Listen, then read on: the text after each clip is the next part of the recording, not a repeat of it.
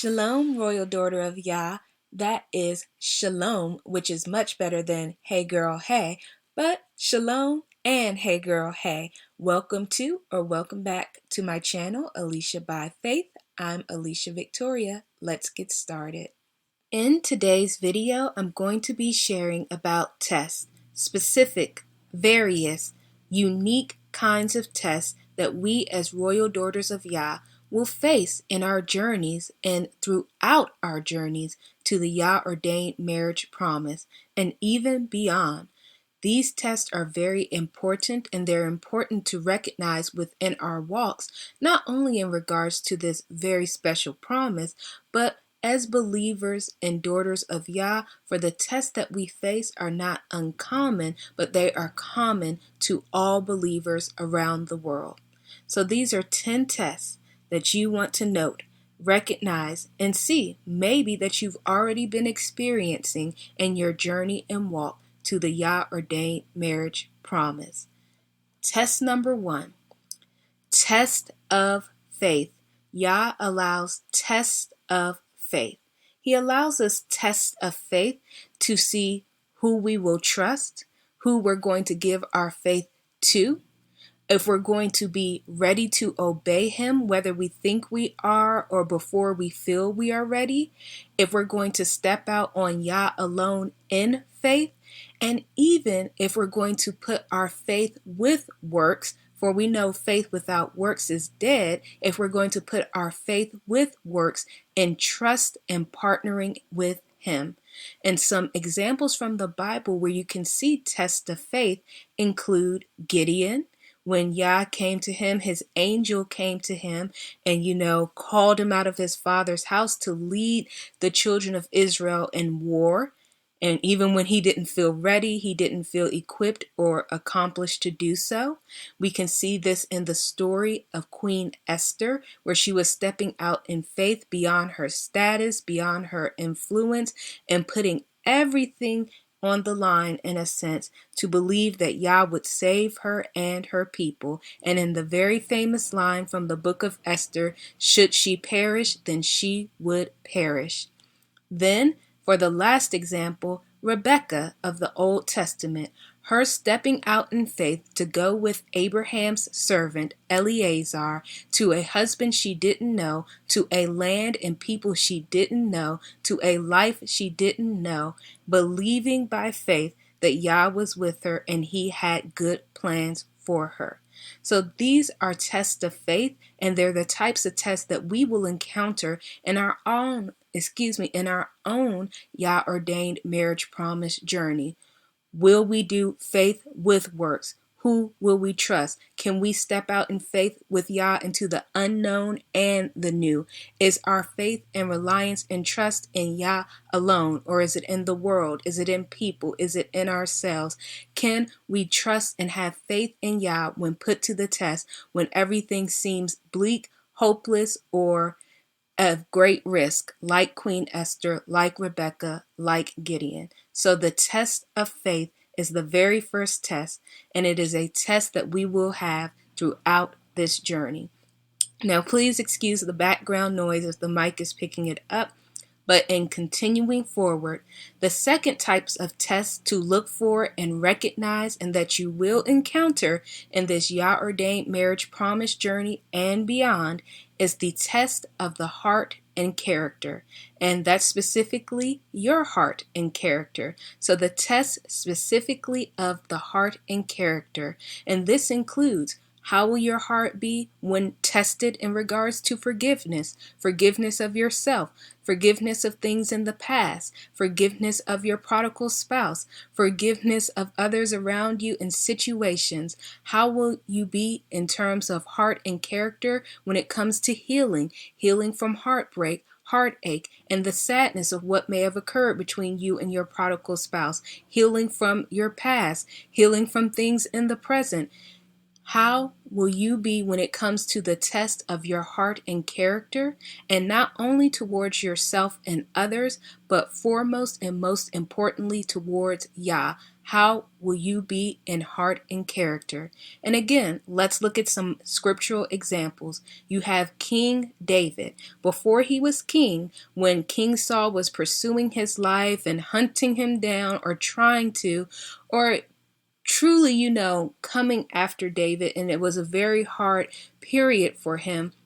King David's heart and character was tested. He had multiple times when he could have killed King Saul, and there are examples of this that elaborate more within the scriptures, but he had a number of times when he could have harmed King Saul, even to the point of death, but he didn't. He would not touch Yah's anointed. He would not run ahead of Yah and just do what he wanted to do. He would not show a heart that wasn't after Yah in honor and fear of the Lord, but he showed a heart and character that not only was foremost in fear of the Lord in respect of Yah, but respected who Yah had chosen and the timing and place Yah had him in his life, even if it was difficult, full of hardship and suffering. And in fact, when King Saul was later killed by a man, and this man came to King David thinking that King David would reward him or agree with him or be glad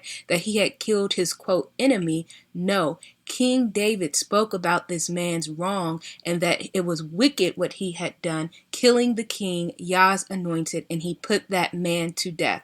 So this shows us a tremendous insight in part into King David's heart and character. And likewise, Yah is testing our heart and character, testing our heart and character before we get to the places of arrival and promise, testing our heart and character in times of hardship and suffering, like King David, testing our heart and character in situations to see what will our response be. Will we reflect Yah in that situation, or will we show a heart and character not after Yah? Another example of testing the heart and character in the scriptures is the story of Joseph in the Old Testament.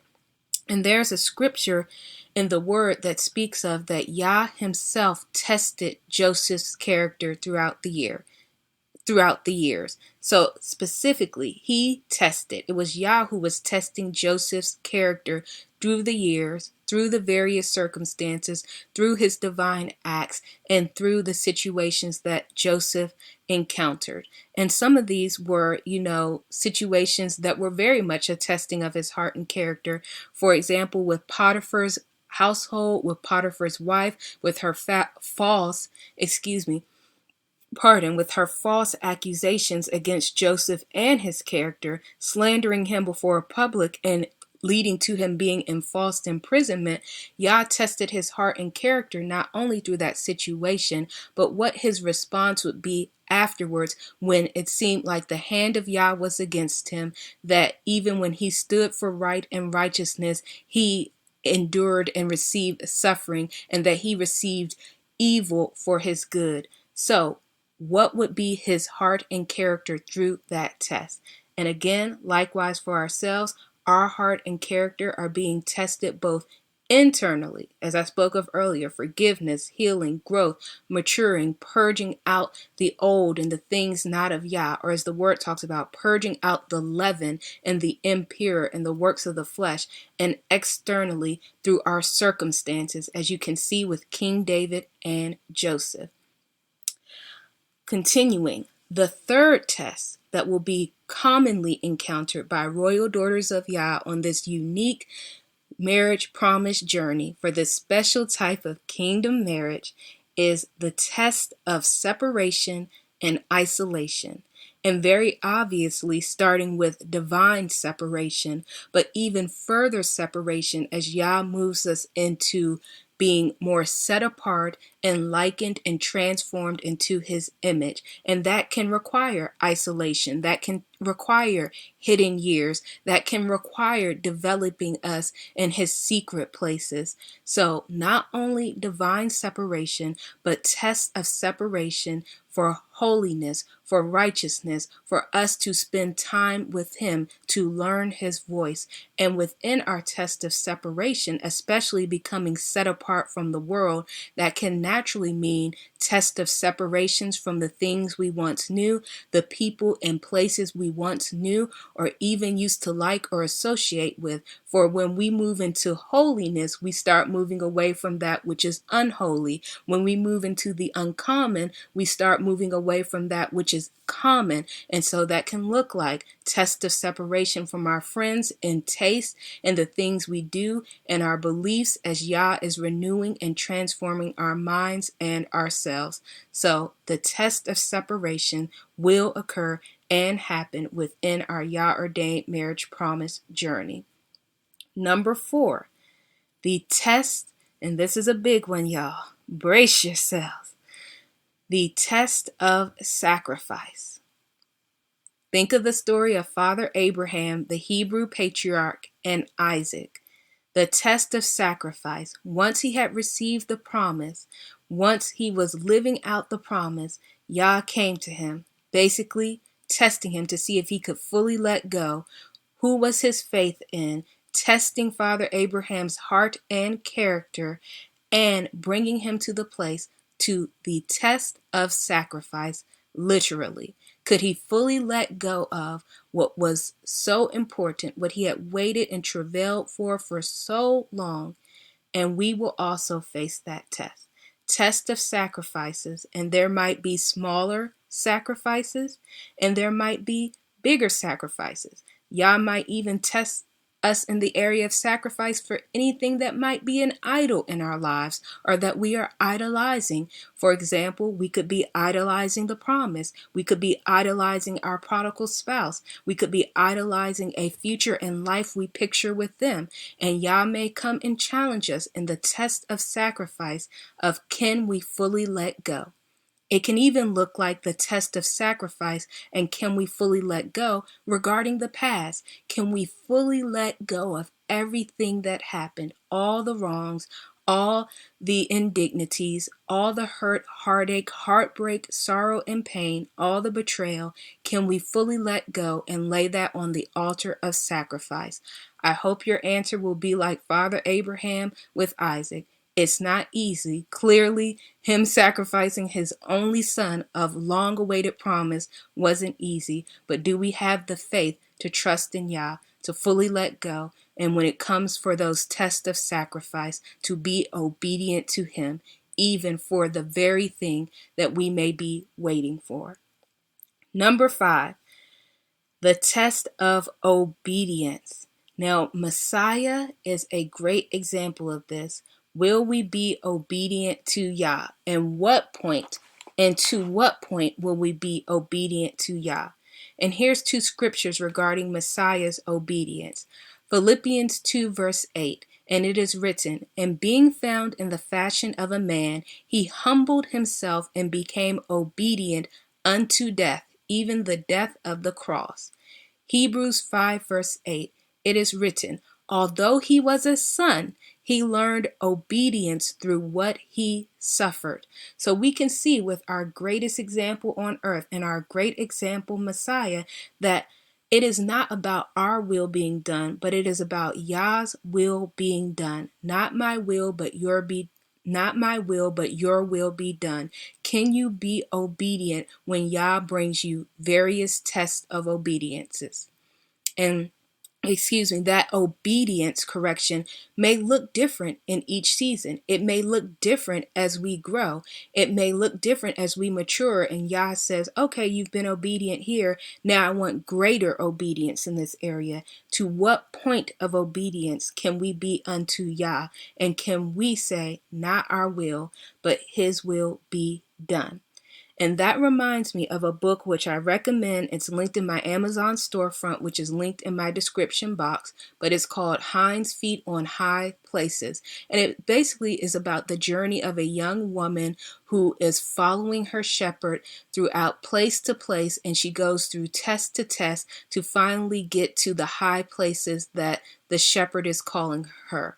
And it's an allegorical story, outlining our journeys in salvation and the various tests that we will go through.